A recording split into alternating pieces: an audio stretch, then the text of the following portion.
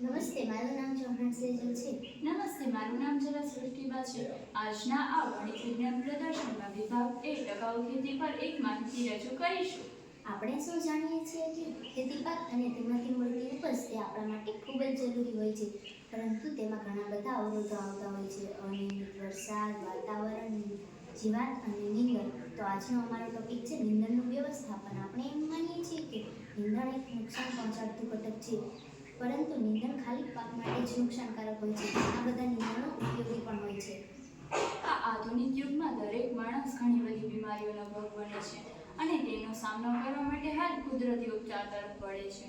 આપણે વિવિધ ખેત પદ્ધતિ દ્વારા સારા પ્રમાણમાં પાક મેળવવા પ્રયત્નો કરીએ છીએ અને આવકનો સ્ત્રોત વધે તે માટે પ્રયત્નશીલ રહીએ છીએ. તો આ નીંદણમાંથી પણ આપણે આવકનો સ્ત્રોત બનાવી શકીએ છીએ. હાલના સમયમાં આવા કુદરતી ઉપચાર માટે લોકો લાખો રૂપિયા ખર્ચ કરવા તૈયાર થતા હોય છે. તો આપણે પણ આપણા બિનજરૂરી એવા નીંદણમાંથી આવક ઊભી કરી શકીએ છીએ. આ નીંદણને આપણે ઉગાડવાની પણ જરૂર નથી પડતી. તે આપમેળે ખૂબ મોટી માત્રામાં ખેતરની આસપાસના છેડા કે અન્ય ખુલ્લી જગ્યા પર જોવા મળે છે.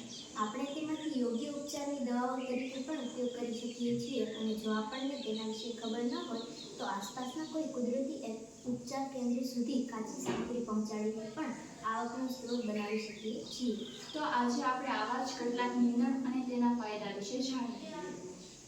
એક દાંડી ઘાસ ઝાડવા વાળનો વિકાસ, પરંપરાગત દવા, ફૂલા, ચાંદા, ઝાડા, મરડો, બ્લડ પ્રેશર ઘટાડવા.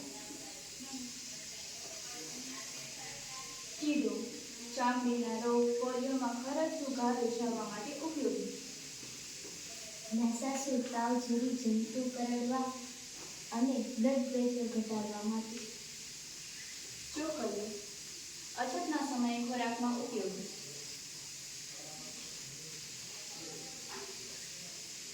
ભૂંસી, જમીનનું ધોવાણ અટકાવે અને ઢોળાવ કે જળાશયોના કિનારા પર ઉગાડી શકાય.